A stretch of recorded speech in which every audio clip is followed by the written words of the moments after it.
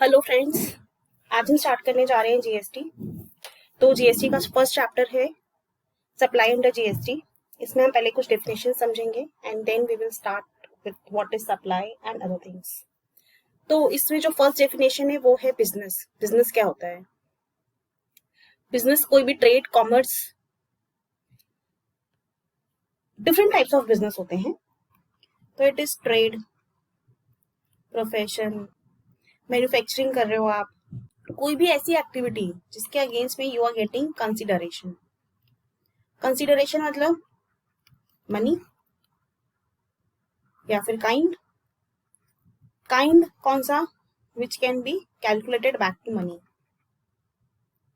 ठीक है, हम फट से कॉन्सेप्ट पे आएंगे। Concept of supply. What is supply? Supply होती क्या है? एनी फॉर्म ऑफ कोई भी गुड्स जो है हम सेल कर रहे हैं, उसे बार्टर कर रहे हैं, उसे एक्सचेंज कर रहे हैं। बार्टर मतलब तुम मुझे गुड्स दो, मैं उसके बदले जो है मेरे पास जो होगा गुड्स में वो exchange. It is kind of exchange, but money का एक्सचेंज नहीं हो रहा है उधर। उधर गुड्स टू गुड्स का एक्सचेंज हो रहा है। ठीक है, रेंटल पे कुछ देना, लीज पे कुछ देना, मतलब एनीथिंग जिसके अगेंस्ट में कंसिडरेशन एक पर्सन से मिल रहा हो। ठीक है, और जो कि बिजनेस से रिलेटेड हो। जो बहुत इंपॉर्टेंट चीज है वो ये है कि बिजनेस से रिलेटेड होना चाहिए ये,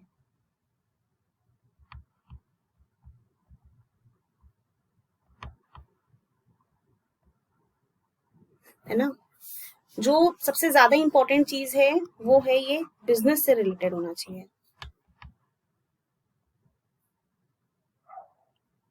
तो जो सबसे ज्यादा इंपॉर्टेंट कंसेप्ट है वो हमारा है सबसे पहले सप्लाई। सप्लाई क्या है?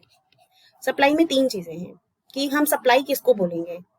It is lease, sale, exchange, barter, है ना, या फिर लाइसेंसिंग करना। किसके अगेंस्ट में? कंसिडरेशन के अगेंस्ट में। और तीसरा क्या सबसे इंपॉर्टेंट चीज है? वो है in course of furtherance of business. Personal nature का नहीं होना चाहिए, ये रिलेटेड टू बिजनेस ही होना चाहिए।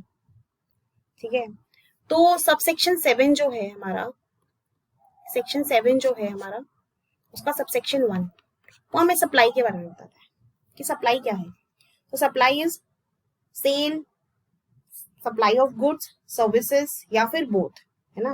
Cell, transfer, exchange, licence, rental, consideration के अगेंस्ट में in course of furtherance of business.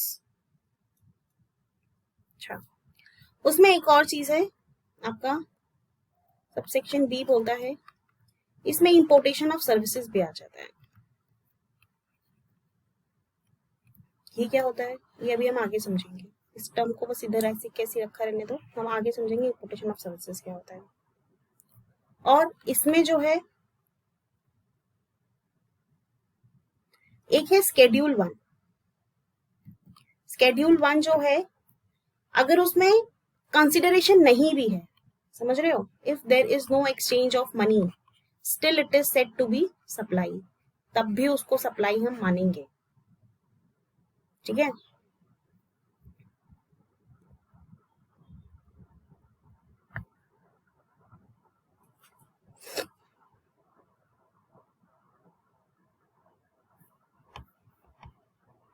so going by this table, see what is supply. Supply includes supply for consideration in course of furtherance of business.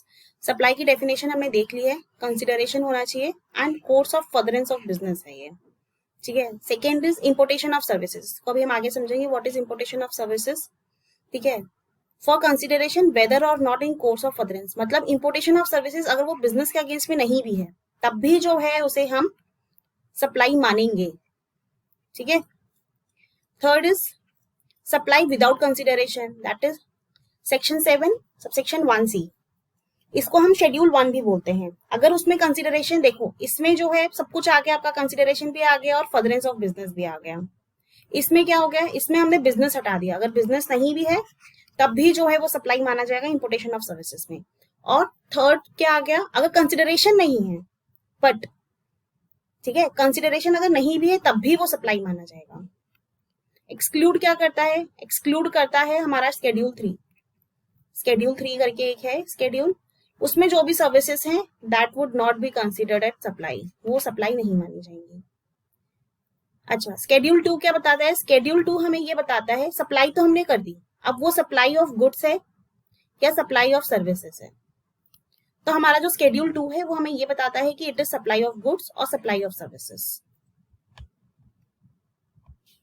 सो यहाँ पे supply का मतलब देखो, supply include sale, transfer, barter, exchange, licence, rental, lease, disposal for consideration, consideration के against में होना ही होना चाहिए in the course of furtherance of business. ठीक है, तो in the course of furtherance of business तो हमारा हो गया 7(1)(a).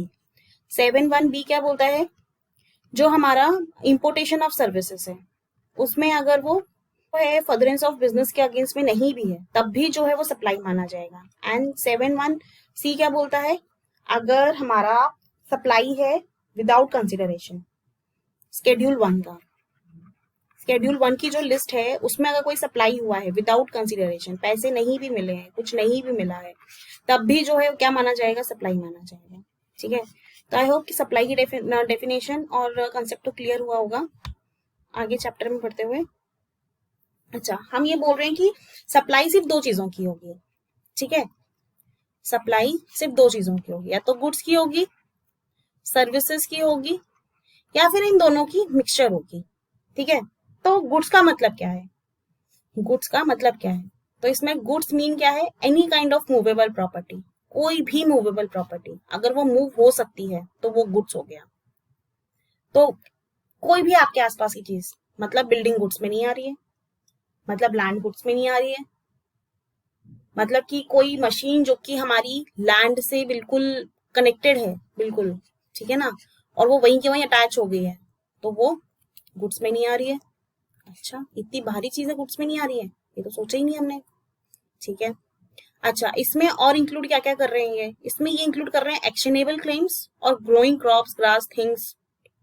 अच्छा, ये एक्शनेबल क्लेम क्या होता है, ये एक बहुत बोलते ना कॉम्प्लेक्स सी डेफिनेशन है। एक्शनेबल क्लेम का सीधा सा मतलब होता है जहां पे कोई सिक्योरिटी ना हो, नो सिक्योरिटी, ठीक है, एंड स्टिल आप क्लेम ले सकते हो। जैसे इंश्योरेंस पॉलिसी, कोई सिक्योरिटी थोड़ी ना है। रेंट जो अरियर हो गया हो, ठीक है, आपका रेगुलर जो रेंट चल रहा है, बाई चांस किसी महीने रेंट नहीं दिया आपके लैंड उसने, रेंटल वाले बंदे ने, तो उससे भी आप रेंट ले सकते हो, दैट इज एक्शनेबल क्लेम। आपका अनसिक्योर्ड लोन, ये हो गया एक्शनेबल क्लेम। मैं सीधे डेफिनेशन इसलिए बता रही हूँ कि डेफिनेशन आपकी बुक में भी लिखी हुई है, डेफिनेशन पढ़ लो, कुछ समझ नहीं आएगा। इसका एग्जाम्पल सीधा सीधा उधर ही बाजू में लिख लो, इंश्योरेंस पॉलिसी, उसका कोई सिक्योरिटी नहीं होती है, where there is no security yet you can claim it. ठीक है, no security yet you can claim it, it is called actionable claim. तो इसमें तीन बहुत सटीक से एग्जाम्पल हैं, डे टू डे बेसिस पे आप देख सकते हो, रेंटल जो अरियर्स हो गया है, इनसिक्योर्ड लोन और इंश्योरेंस पॉलिसी। अच्छा, गुड्स में क्या क्या आ रहा है, every kind of movable property हमारी गुड्स में इंक्लूड हो रही है। ठीक है, इसमें इंक्लूड हो रहा है हमारा actionable claims and growing crops, grass, things like, जो कि फॉर्मिंग पार्ट ऑफ लैंड, मतलब जो लैंड से कनेक्टेड है और हम जो ग्रो कर सकते हैं। ठीक है, अच्छा, इसमें एक्सक्लूड क्या हो रहा है, एक्सक्लूड हो रहा है मनी एंड सिक्योरिटीज। सिक्योरिटीज मतलब शेयर्स ऑब्वियसली। ठीक है, अच्छा, services anything other than good, good तो हो गया जो हिल सकता है सामान, और सर्विसेज क्या हो गया, जो आप गुड्स में कंसीडर कर रहे हो उसे भाई सर्विसेज में कंसीडर मत करो, उसके अलावा सब कुछ गुड्स है। वेरी गुड, बहुत इजी डेफिनेशन है ये तो। इसमें क्या क्या इंक्लूड हो रहा है, activities related to use of money, भाई यूज ऑफ मनी से का मतलब हम मनी यूज कर रहे हैं, इंटरेस्ट मिल रहा है, उसके ऊपर भी हमारा जीएसटी लगेगा। ठीक है, conversion of money by cash और any other mode, currency denomination जो भी है related to anything about money, उस पर भी हमारा जीएसटी लगेगा। अच्छा, सर्विस ऑफ गुड्स, दोनों में से क्या हटाया गया है, मनी एंड सिक्योरिटी, क्या, मनी एंड सिक्योरिटी। ठीक है, इसके ऊपर जो है इन्होंने बोला है there would be no GST. ये आपका जो है गुड्स और सर्विसेज दोनों के डेफिनेशन में नहीं आ रहा है। ओके यहाँ पे एग्जाम्पल सारे पढ़ते चले जाएंगे, ठीक है। Form of supply, form of supply में फर्स्ट था cell and transfer.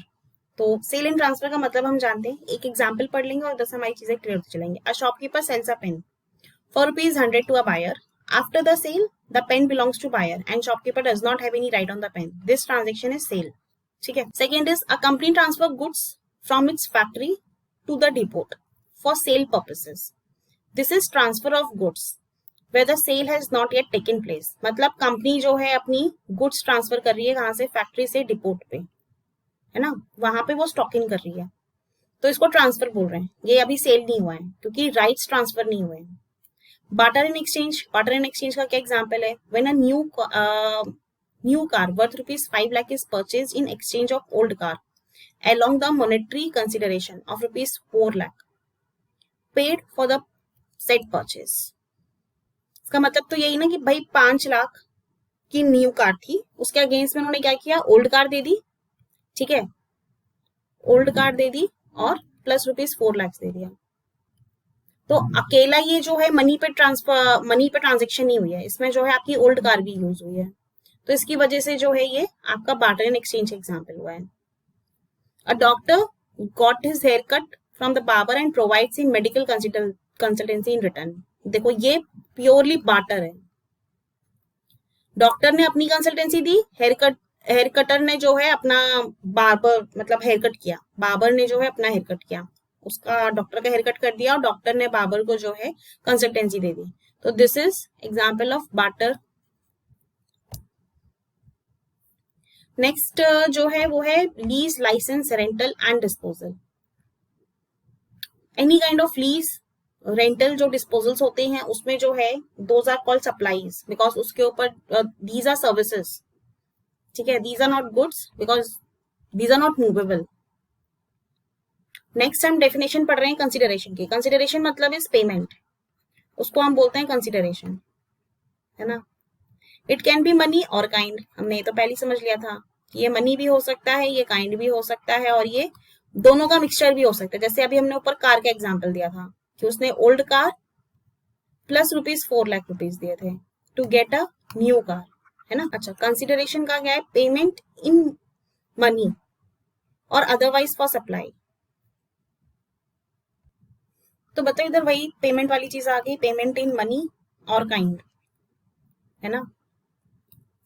For supply, deposits to be considered as consideration, मतलब उसे पेमेंट कब मानेंगे, जब सप्लायर ने ये डिसाइड किया हो कि जो डिपॉजिट उसने लिया है, ठीक है, वो जो है सप्लाई के अगेंस्ट में उसके कंसिडरेशन को वो मान लेगा, तब उसे माना जाएगा। अच्छा, इसमें एक्सक्लूड क्या करेंगे, इसमें एक्सक्लूड करेंगे सब्सिडी फ्रॉम सेंट्रल गवर्नमेंट या स्टेट गवर्नमेंट, क्योंकि वो जो है आपकी वैल्यू को डिक्रीज कर देगा, इसलिए सब्सिडी जो है एक्सक्लूड होगी फ्रॉम कंसिडरेशन। इसी चीज में आगे बढ़ते हुए कंसिडरेशन का एग्जांपल, एक सिचुएशन ऐसी अराइज हुई थी, donation receive by charitable institution. Charitable institution से तो डोनेशन मिलते रहते हैं, तो अब यहाँ पे अगर चैरिटेबल एक इंस्टीट्यूशन है, उसको जो है डोनेशन मिल रहा है, ठीक है, सपोज करो एक बेड मिल रहा है, ठीक है, अब उस बेड को वो क्या मानेगी, सप्लाई मानेगी। कौन दे रहा है, पर्सन, कोई भी, आप हम जैसा, ठीक है, या फिर मतलब इसका ट्रीटमेंट क्या होगा। तो ये याद रखना, until unless there is commercial gain. अगर कॉमर्शियल गेन है, वो उधर कोई एडवर्टीजमेंट हो रहा है, उसने जो है जिस पर्सन ने उसको दिया है, ठीक है, इसको अगर कोई बेनिफिट हो रहा है, तो जो है वो सप्लाई की डेफिनेशन में आएगा और जीएसटी लगेगी वहां पे। और अगर ऐसा कुछ नहीं है तो ये जीएसटी मतलब ये सप्लाई नहीं मानी जाएगी and there would be no GST, ठीक है। इसका एग्जाम्पल दे रखा है इन्होंने नीचे, that is C Bhushan donated a blackboard to Yognasht Sansthan, अब चैरिटेबल योगा इंस्टीट्यूशन, ठीक है, संस्थान printed underneath the blackboard so donated good wishes from mister Bhushan, ठीक है, ये तो इतना कर दिया। अब यहाँ पे लिखा होता भूषण एंड एसोसिएट्स, है ना, a well known firm for auditing, ऐसा कुछ एडवर्टीजमेंट होता है, मैं तो सिर्फ वर्ड्स बता रही हूँ. If there is some kind of advertisement along with phone number, या फिर जहां से कॉमर्शियल गेन्स होता, तो ये जो है फिर नो टैक्सेबल सप्लाई, मतलब ये सप्लाई जो है नो टैक्सेबल सप्लाई की डेफिनेशन में नहीं आता. But this is just a donation by a person with no intention of commercial gain, तो जो है ये आ जाएगा नो टैक्सेबल सप्लाई में. ठीक है, देखो यहाँ पे एक ही एग्जाम्पल दिया हुआ है. GST not leviable where the following 3 cumulative conditions are satisfied, namely 3 cumulative मतलब तीनों मिलनी ही चाहिए. ठीक है, इधर एंड ओके, क्या क्या, गिफ्ट और donation is made to a charitable organization. ठीक है, चैरिटेबल ऑर्गेनाइजेशन को हो रहा है. Payment as the character of gift और डोनेशन, जो पेमेंट कर रहे हैं उसका जो कैरेक्टर है, कैरेक्टर मतलब वो उसका रीजन जो है वो या तो गिफ्ट है या डोनेशन है. ठीक है, purpose is nothing like you know to that leads to commercial gain and not advertisement, ना वो एडवर्टीजमेंट है और ना ही वो कॉमर्शियल गेन. तो इसमें क्या है, गिफ्ट या donation to charitable institution and payment which has the character of gift या डोनेशन एंड अगेन एंड. ठीक है, पर्पज इज फिलैंथ्रोपिक. ओके, एक और है आर्ट वर्क. ये जो आर्टिस्ट होते हैं ना, इनको क्या रहता है कि ये अपना आर्ट वर्क जो है गैलरीज में देते हैं एग्जीबिशन के लिए. तो क्या ये सप्लाई मानी जाएगी? क्यों मानी जाएगी? देखो, जो आर्टिस्ट है उसने अपना आर्ट्स बहुत सारी बना के रखी हुई है, किसी ने उसे कांटेक्ट किया, इधर एग्जीबिशन लग रही है. ठीक है, यहाँ पे जो है अपने आप जो भी आपने बनाया है वो भेज दीजिए. तो सिर्फ अभी एग्जीबिशन लोग सिर्फ आके देख रहे हैं, नोबडी इज परचेजिंग इट. ठीक है, तो इसको सप्लाई नहीं माना जाएगा. This would be considered as supply. Reason इसका क्या है, कंसिडरेशन ऑफ बिजनेस है बट कंसिडरेशन नहीं आ रही है. फर्दरेंस ऑफ बिजनेस है बट कंसिडरेशन अभी इन्वॉल्व नहीं है. हाँ, यहाँ पे 4 में से कोई एक सेल आउट हो गया, तो ये जो सेल आउट हुआ है वो आ जाएगा सप्लाई में. ठीक है, बट ये जो 4 उसने उधर एग्जीबिशन में लगाने के लिए भेजी है वो सप्लाई में नहीं आएगा. इसका मैं आपको दिखा भी देती हूँ. देखो, any transaction involving supply of goods और services without consideration is not a supply unless, अगर वो शेड्यूल 1 की बात कर रहे हैं, शेड्यूल 1 में जो गुड्स एंड सर्विसेज की बात हो रही है उनकी बात अलग है. बट क्योंकि यहाँ पे जो आर्टिस्ट है वो आर्ट गैलरी को सिर्फ वहां पे एग्जीबिशन के लिए भेज रहा है, इट इज अभी तक उसे कंसिडरेशन मिला नहीं है. ठीक है, फर्दरेंस ऑफ बिजनेस बोल सकते हो बट इट इज वहां पे उसे कंसिडरेशन नहीं मिला है, वो सिर्फ अभी दिखाने के लिए भेज रहे हैं. हाँ, सोल्ड आउट हो जाएगी तब वो सप्लाई में आएगा. until unless it has been sold and there is no consideration, वो सप्लाई में नहीं आएगा. आगे, कोर्स और फर्दरेंस ऑफ बिजनेस. हम बार बार बोल रहे हैं सप्लाई के 3 एलिमेंट्स हैं, गुड्स एंड सर्विसेज इन्वॉल्व होनी चाहिए. ठीक है, इनका sale, transfer, barter, lease, license, rental, dispose of कुछ होना चाहिए, उसमें कंसिडरेशन इन्वॉल्व होना चाहिए और वो कोर्स और फर्दरेंस ऑफ बिजनेस में होना चाहिए. ठीक है, अब फर्दरेंस ऑफ बिजनेस का मतलब क्या? फर्दरेंस ऑफ बिजनेस का मतलब कि वो बिजनेस से रिलेटेड होना चाहिए. जो भी सप्लाई हो रहा है, ऐसा नहीं कि पर्सनल लेवल पे सप्लाई हो रहा है हम उसको बोल देंगे नहीं नहीं यहाँ पे तो देखो उसको जो है पैसा मिल रहा है, वो पैसा दे रहा है तो ये जीएसटी इस पे अप्लाई हो जाएगा. इस पैराग्राफ को रीड कर लेना, इट इज वेरी इजी. देख लो इधर, बिजनेस इंक्लूड्स क्या है, any trade, commerce, manufacture, profession. ठीक है, any activity incidental ancillary to any activity of any nature, even volume और कंटिन्यूटी. ठीक है, supply acquisition of goods including capital goods and services. तो बिजनेस में सब कुछ होता है. ठीक है, अच्छा इसके एग्जाम्पल्स पढ़ो, इसके एग्जाम्पल्स काफी इंटरेस्टिंग है. इधर से जो है क्लैरिटी आती है कि हम एक्चुअली फर्दरेंस ऑफ बिजनेस किसे बोलते हैं. Rishabh buys a car for his personal use and after a year sells it to a car dealer. ठीक है, ऋषभ ने कार खरीदी और फिर 1 साल बाद जो है उसे कार डीलर को बेच दी.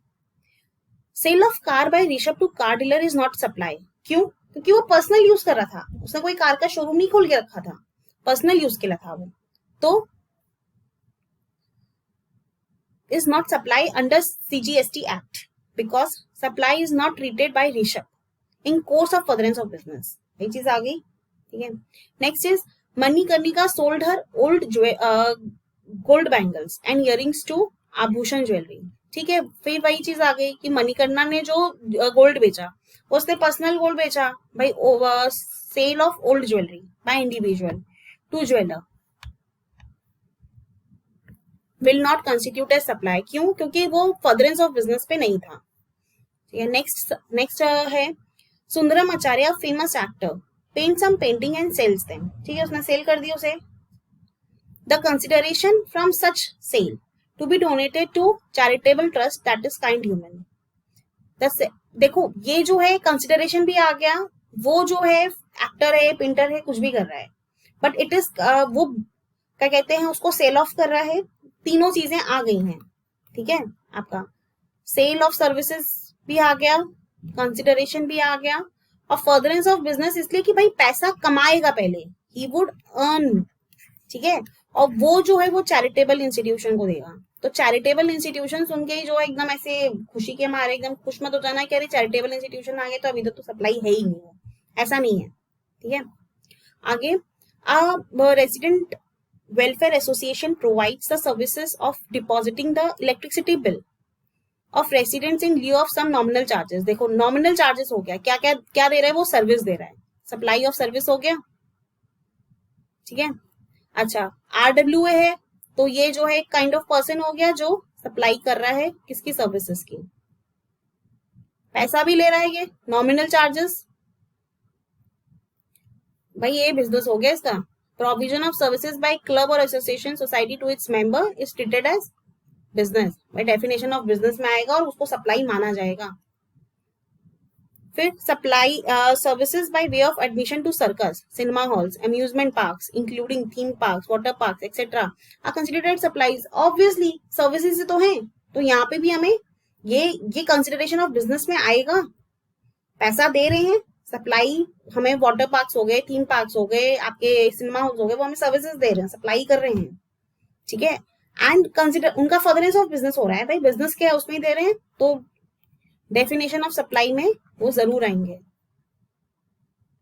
नेक्स्ट एग्जांपल है कि जो आपकी हॉर्स रेस होती है, horse race, royal turf race club, turf मतलब आपके होते हैं हॉर्स।